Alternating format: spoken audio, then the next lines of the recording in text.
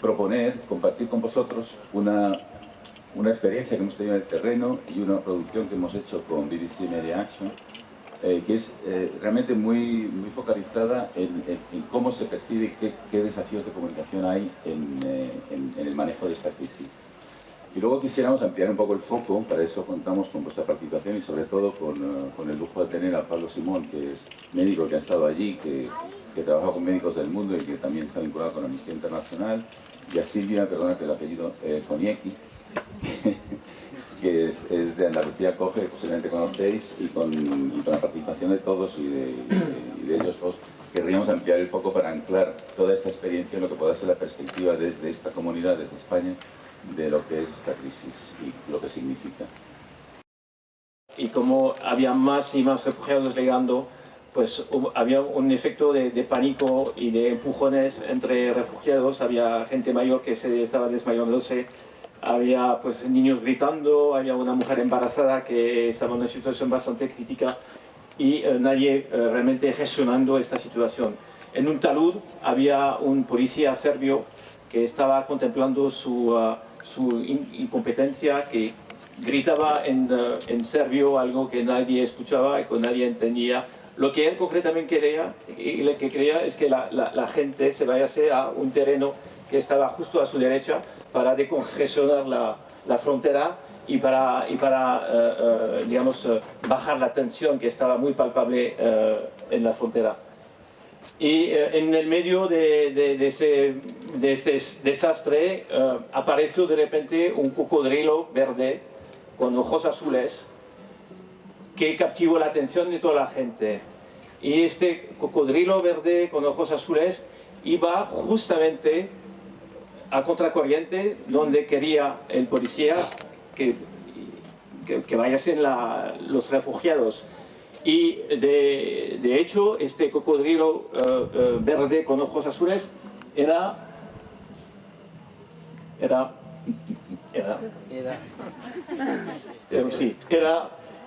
un voluntario, era un austríaco, un activista, como muchos que ayudaron en esta crisis, y se encontraba en esta melee.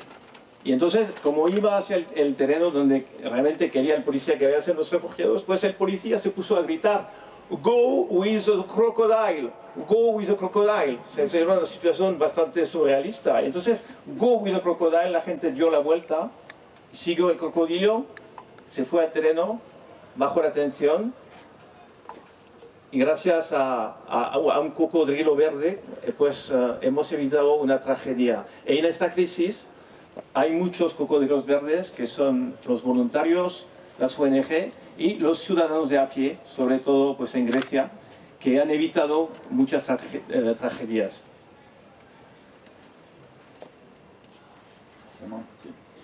Bueno, en realidad, para entender también un poco mejor qué es lo que pasaba en esa zona cuando primero estuvimos por allí y luego en diciembre, hay que darse cuenta de que en realidad no es una crisis humanitaria al uso, en el sentido de que no faltaba comida ni faltaba ropa, la gente tenía sus propios recursos, se movían continuamente de un sitio a otro, y realmente la necesidad más importante era que ellos pudieran tener la información adecuada para seguir en su ruta y evitar los peligros a los que les someten continuamente las mafias y lo que son las incertidumbres que se estaban creando en esos momentos. En aquella época, estamos hablando de octubre a diciembre, había una ruta establecida, la gente se movía continuamente.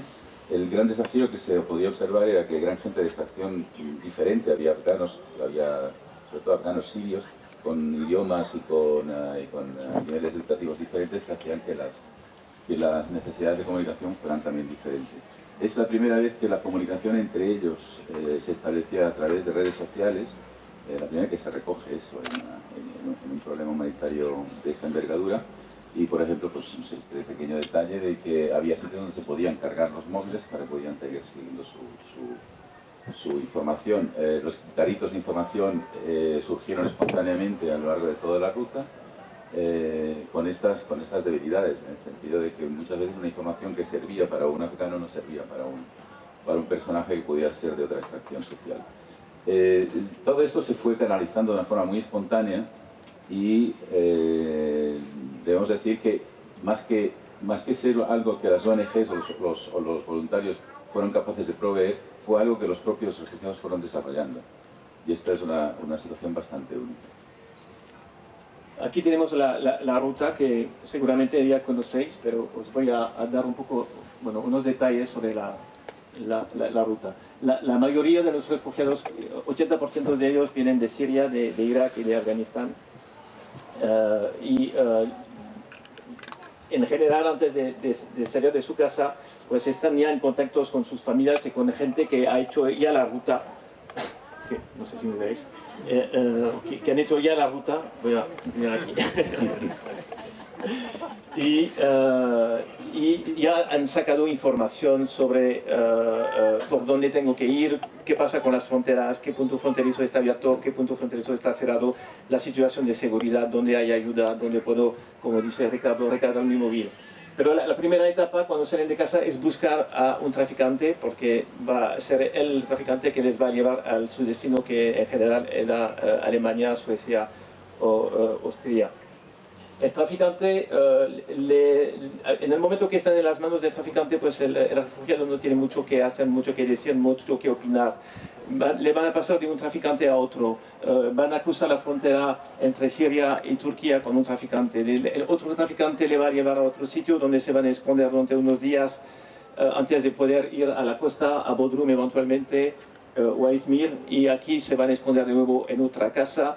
Normalmente se les quitan los móviles, los teléfonos móviles, porque no quieren que se pongan en contacto o que miren por internet cuál es la situación real, porque los traficantes mienten mucho.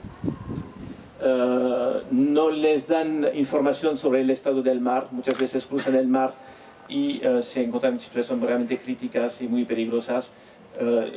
Cruzan con barcos en muy mal estado. Les dicen que van a ir 30 y se encuentran 55 en un barco. De vez en cuando el tanque está lleno solamente a la mitad, entonces que a medio camino no hay más gasolina y bueno, puedes imaginar lo crítico que es. O también chalecos falsos, o sea, chalecos salvavidas que están llenos de papel, de realmente bueno, un acto casi criminal. Digamos que una vez que están en Grecia, pues cambia la situación, porque bueno, ya están, no es tanto los traficantes que van a actuar al principio, porque llegan a las islas, llegan a Lesbos, sobre todo a Lesbos, y de Lesbos van a tomar un ferry y llegan a Atenas, al puerto de Atenas. Y de ahí pues cogen pues autobuses, trenes. Lo que hay que entender es que ellos mismos pagan eso, no es una ruta organizada y no hay un apoyo del Estado. Se calculó que el verano pasado los traficantes ganaban 6 millones de euros al día solamente con todo este business alrededor de los refugiados. Y ahora les voy a hacer una pequeña pregunta y quiero preguntaros si sabéis cuál ha sido la herramienta o el objeto que para los refugiados ha sido tan importante durante esta ruta. ¿Tenéis una idea de lo que ha sido lo más importante? El móvil, el teléfono móvil. Y toda la información que estamos presentando es en base a todas estas entrevistas. Cuando digo calitativas es que son entrevistas de vez en cuando de 2 horas, y tomando tiempo y dejando la gente hablar, que también es una cosa que hace falta en esta crisis. Sí, bueno, esto es una primicia, como se quiere decir, porque esto no se presentará mañana, ¿no? Pasado mañana en Inglaterra. Sí. Porque todavía no se ha presentado en definitiva. Yo creo que ahí hay cantidad de claves de lo que estamos aprendiendo en esta crisis. Hemos visto cómo incluso había sistemas de geoposición que se podían utilizar, que han utilizado y que han servido para encontrar a mucha gente. Esta gente entraba a su posición, a sus familiares en Europa, y estos contactaban a las autoridades de Grecia para decirles que había alguien en el camino. O sea, había unos sistemas que han podido ser preventivos en términos de salvar vidas humanas y que han sido organizados por los propios refugiados, que es lo que quizá llama más la atención.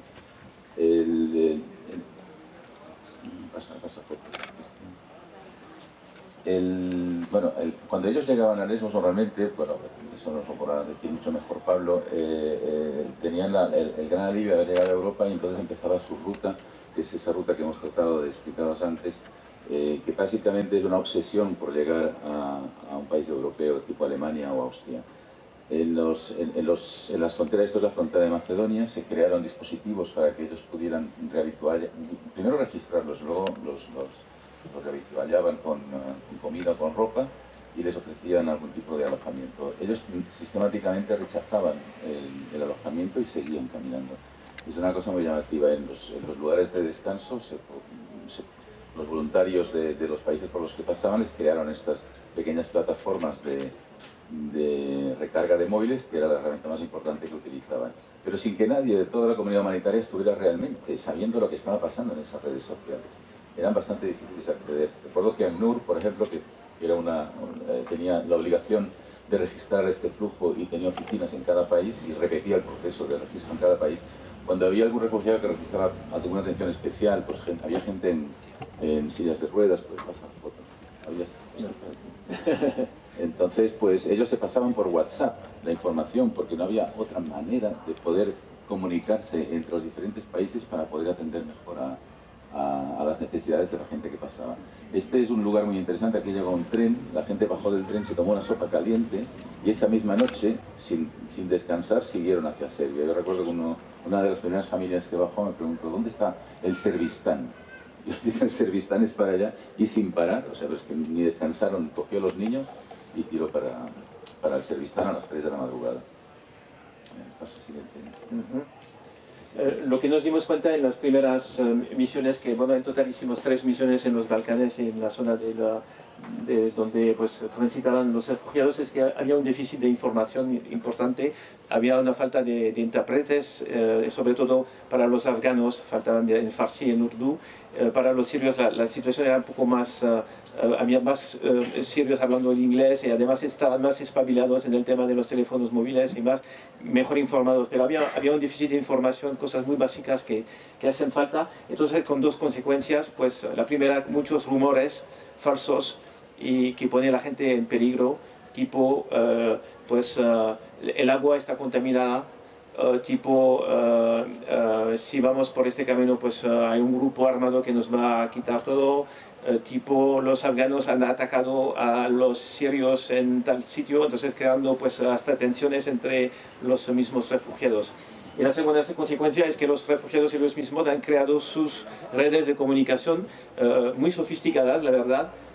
Tenéis arriba a la izquierda pues una página de Facebook, hasta pusieron si lo veis, el logo de ACNUR para darle un toque más oficial, pero realmente ellos que gestionaban esta página de Facebook con muchísima información práctica sobre pues, las rutas, donde podían encontrar comida, a quién se podían fiar, también dando contactos y números de teléfonos de los traficantes para llegar a la siguiente etapa. Y como lo decía Ricardo, pues también herramientas como pues, el WhatsApp y todas el Viber, estas cosas que todos conocemos, y podemos decir que en esta crisis la tecnología ha sido una bendición para los refugiados.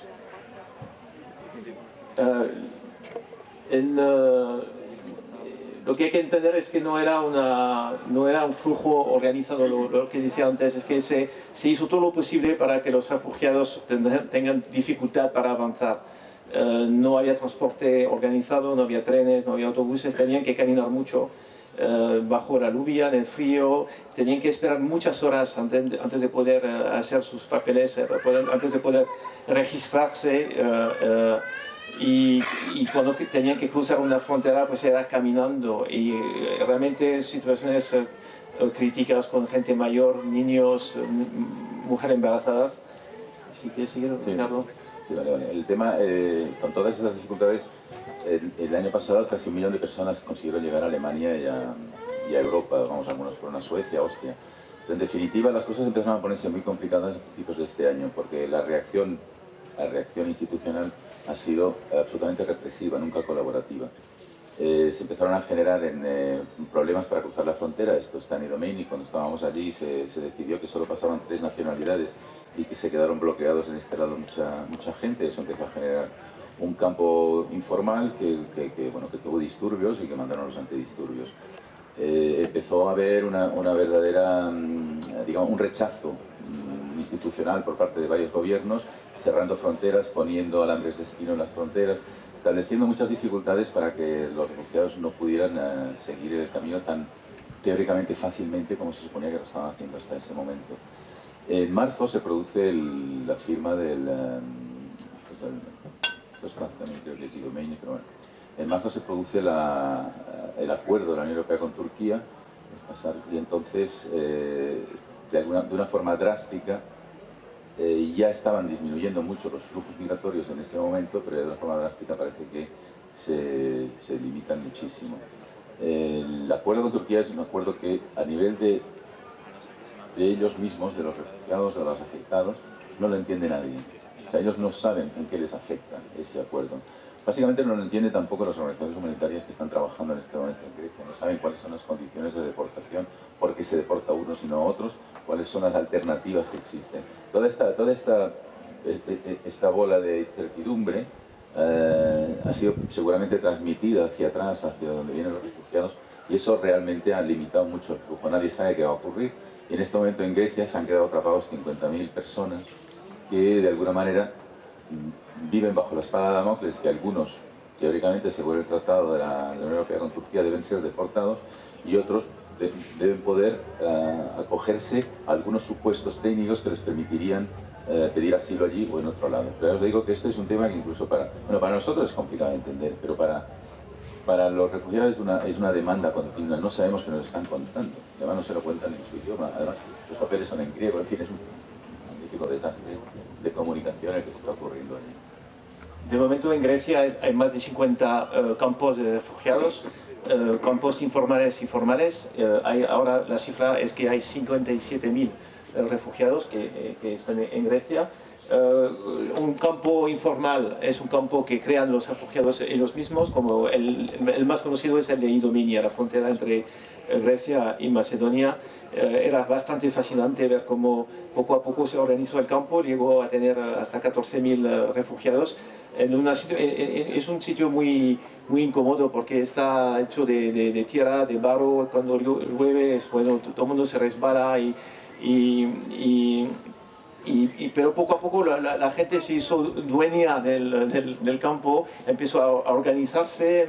Había un centro cultural, había 2 mezquitas, había una iglesia católica y había gente que estaba cocinando, vendiendo sus cosas. Pero bueno, este campo ha sido cerrado hace más o menos 2 semanas. Y entonces los refugiados ahora están en los campos formales. Entonces, el campo formal es un campo que lo lleva, lo organiza el ejército griego y trabajan ONGs dentro del campo. No todas las ONGs, por ejemplo, Médicos Sin Fronteras se niega a trabajar en estos campos porque las condiciones con el ejército no son siempre muy cómodas. Hay campos donde el ejército ayuda e intenta aliviar y realmente apoyar a los refugiados, y en otros casos hay campos donde los militares no pueden ni hablar con los refugiados y hay mucha tensión y es el orden militar. Lo que decía Ricardo sobre lo del estatuto de los refugiados, hay una cosa muy absurda, es que ahora para registrarse, después de registrarse, y antes de poder decidir de cuál opción van a elegir, tienen que pedir una cita por Skype. Entonces están en campos de refugiados donde casi no hay cobertura a internet y están intentando sacar citas por Skype, entonces no funciona, colapsa, y ellos entienden que es una mentira, que es una manipulación más, que es solamente para retrasar o para que se queden en Grecia. Entonces eso fomenta pues tensiones y desconfianza entre los refugiados y los que ayudan. Entonces este gráfico explica un poco cómo al hilo del tiempo pues cambia la confianza. La flecha verde son los traficantes y la roja son las ONGs, los voluntarios, los oficiales. Entonces cuando los refugiados en el país de origen, pues la solución que tienen, que ven para salir, para escapar al conflicto, a la miseria, son los traficantes. Entonces entran en contacto con ellos y entonces sube la confianza y les ven como una solución.